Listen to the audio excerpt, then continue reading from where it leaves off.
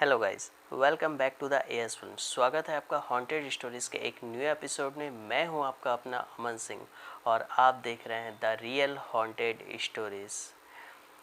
आज की जो कहानी मैं आपको सुनाने जा रहा हूं वो कहानी है दो दोस्तों की, जिन्हें अपने एक दोस्त के बर्थडे पार्टी पे जाना था। मैं इन दोनों का नाम जो है इस स्टोरी में मेंशन नहीं कर सकता, और जो जगह पे ये घटना हुई थी वो भी जगह मैं आपको नहीं बता सकता, क्योंकि उन लोगों ने मना किया है। अगर मैंने ये घटना का स्थल आपको बता दिया कि ये कहाँ हुई थी ये घटना, तो वहाँ के और भी कई बच्चे हैं जो वो जगह इस्तेमाल करते हैं, जैसे कि वो गली इस्तेमाल करते हैं, आने जाने में कई लोग हैं जो इस्तेमाल करते हैं उस गली को, तो वो लोग डरेंगे और वो जगह काफ़ी बदनाम हो जाएगी, जिसके जो वो नहीं चाहते। और उन्होंने मुझे ये बताने के लिए भी मना किया है कि आप ये जगह और हम दोनों का नाम जो है इस स्टोरी पे मत बताना। चाहे इन दोनों का नाम जो है फर्जी रख लो। जिस लड़के ने मुझे बताया है, इन दोनों का नाम बताया ज़रूर था, लेकिन ये भी कहा है कि इन दोनों का नाम जो है इसमें मेंशन मत करना, इन दोनों का नाम जो है फर्जी रख लेना इसमें। तो ठीक है, मैं इन दोनों का नाम जो है फर्जी नाम रख लेता हूँ। एक का नाम मैं राजू रख लेता हूँ और दूसरे का नाम रवि रख लेता हूँ। तो चालू करते हैं आज की स्टोरी। आज की स्टोरी जो है, राजू और रवि दोनों एक बहुत अच्छे दोस्त थे, और वो कभी भी कहीं भी जाते थे तो दोनों साथ में ही ज़्यादातर जाते थे, क्योंकि दोनों के जो फ्रेंड्स थे एक ही थे, एक ही स्कूल में पढ़ते थे, सब क्लासमेट थे, सब हम उम्र थे ये सब। तो इनको अपने एक फ्रेंड के बर्थडे पार्टी में जाना था, अब और ये घटना है 2005 की, 2005 में नवंबर का समय था। नवंबर के समय में राजू और रवि बहुत अच्छे दोस्त थे, और ये अपने एक दोस्त के बर्थडे पार्टी में इन दोनों को जाना था। जिस बर्थडे पार्टी पे इनको जाना था वो तकरीबन उनके घर से 6 से 7 किलोमीटर दूर थी वो जगह। यानी कि उनके दोस्त का जो घर था वो तकरीबन 6 से 7 किलोमीटर इनके घर से दूर था। और ये घटना 2005 नवंबर 15 की है। मैंने आपको ये डेट कंफर्म कर दी। उसे जाना था उन दोनों को उस बर्थडे पार्टी पे। तो जिस तरह आपको पता है कि उस समय जो आज भी तकरीबन उस समय के आज भी जो है वो बर्थडे पार्टी काफ़ी लेट चालू होती है। तो वो भी अपने घर से काफ़ी लेट निकले। तकरीबन उनको निकलते निकलते घर से बज गए रात के 7:30, शाम के 7:30 बज चुके थे, और सर्दियों की रात थी। तो वहाँ से वो निकल के उन्होंने वो सफ़र तय करके 6 से 7 घंटे का सफ़र तय करके पहुँच गए बर्थडे पार्टी में। और बर्थडे पार्टी स्टार्ट होते होते तकरीबन 8:30 से 8:45 हो गए, और फुल पार्टी उनको एंजॉय करते करते रात के बज गए 10:30। 10:30 बजे वो उस पार्टी को छोड़ के निकले, और जब वो बाहर निकले तो उन्होंने देखा कि अंधेरा घुप बहुत ज़्यादा अंधेरा हो चुका है, और सड़क पे कोई भी व्यक्ति नज़र नहीं आ रहा, क्योंकि समय हो चुका था 10:30 और सर्दियों की रात थी। इस रात, सर्दियों की रात एक ऐसी होती है, सर्दियों की रात एक अपना ही डरावनापन महसूस कराती है। कहीं कोई भी सड़क पे आपको बंदा नहीं नज़र आता, कोई इक्का दुक्का गाड़ी जो आपको सड़क पे दिखेगी, वरना वो भी नहीं दिखती, क्योंकि सब कंबल के अंदर दुबक के बैठे होते हैं। इतनी सर्दियों में कोई भी बाहर नहीं निकलता। तो उन दोनों में से एक दोस्त ने कहा, राजू ने कहा ये बात कि यार एक काम करते हैं, अंकल को कहते हैं जो उनके फ्रेंड था, उनके पापा उसको अंकल कहते रहे और कहते हैं, अंकल को कहते हैं कि वो हमें घर छोड़ दें। तो राहुल ने ये बात कही कि यार कैसे वो घर छोड़ेंगे, हम दोनों के पास अपना अपना साइकिल है। तो राहुल ने उसे हिम्मत दी और कहा चल चलते हैं, कुछ नहीं होता। सड़क में बहुत सारी लाइटें लगी हुई, स्ट्रीट लाइटें वगैरह बहुत हैं, हम आराम से घर पहुंच जाएंगे। यार मैं ब्रेव हूँ, क्या तू ब्रेव नहीं हो सकता? तो इतना डरता क्यों है? ये कह के उसका हौसला बांधा और वो दोनों वहाँ से निकल पड़े। आधे रास्ते में गए। आधे रास्ते पहुँचते ही कुछ ही दूर का सफ़र उन्होंने तय किया और जिसने राजू ने उसे हौसला दिया था और वो भी उस समय डरने लग गया था कि यार सड़क पे कोई नहीं है और स्ट्रीट लाइट जो सीधी येलो कलर में जो सड़क में स्ट्रीट लाइट जल रही है उस पे भी खूब कोहरा छाया हुआ है और कहीं दूर से कुत्तों की रोने की आवाज़, जो वो भी दुबक के बैठे हैं, उन्हें जिस तरह ठंड लगी होती है और वो चिल्लाते हैं उस तरह कहीं कोई कोने से आवाज़ आ रही है। ये दोनों बहुत ज़्यादा डरे हुए थे। तो ये जो दो दोस्त थे, राहुल का जो घर था वो राजू के घर से 2 किलोमीटर आगे पहले पड़ता था और राजू अपने घर से निकलता था, फिर राहुल को पिकअप करता था, फिर दोनों आगे जाते थे। तो उसी तरह जब वो आधे रास्ते तक पहुंच गए, राजू का घर तकरीबन कुछ 3 से 2 किलोमीटर के बीच और तय रह चुका था, सफ़र रह चुका था राजू का, और इससे पहले कि राहुल का घर आ गया। राहुल ने कहा राजू मैं तो जा रहा हूँ, मेरे घर आ गया, पर तू ध्यान से जाना अपने घर और पहुँचते ही मुझे फ़ोन करना, एक कॉल करके ज़रूर बता देना कि मैं पहुँच गया हूँ। तो राजू ने कहा ठीक है, मैं पहुँच के तुझे कॉल कर दूँगा। बस फिर राहुल अपने घर की तरफ चला गया और राजू का घर कुछ 2 किलोमीटर और आगे जाना था राजू को। तो उसी के बीच एक शॉर्टकट रास्ता निकलता था, एक गली थी, वो गली से अगर राजू सीधा चला जाता तो नेक्स्ट रो पे पहुंच जाता। जिस तरह ये एक गली होती है तो राजू का जो घर था वो उसके सेकंड गली पे था। तो एक बीच से एक रास्ता इस तरफ से निकल रहा था जो उसको उस सड़क के साथ जोड़ देता। तो राजू ने ये सोचा कि एक काम करता हूँ, मैं इस सड़क पे डायरेक्ट एक शॉर्टकट रास्ता लेके चला जाता हूँ।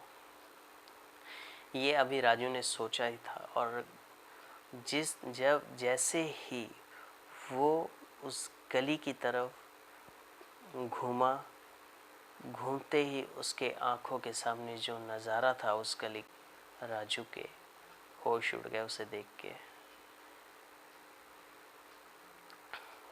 राजू ने बताया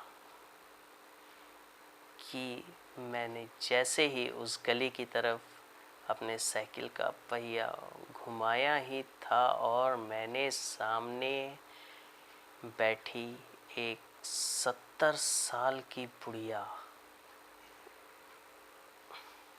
एक 70 साल की बुढ़िया को मैंने सामने बैठी देखा, जो कि राजू से तकरीबन कुछ आधा किलोमीटर ही दूर बैठी होगी और उसका मुंह दूसरी साइड पे था, वो राजू को नहीं देख पा रही थी।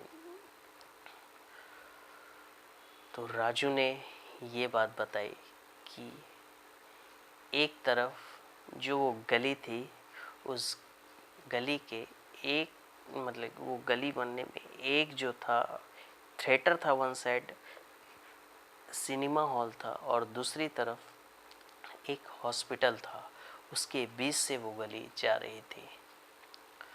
तो उसके बीच हॉस्पिटल जो था उसके बगल से एक नाला बह रहा था और वो औरत उस नाले की गंदगी खा रही थी।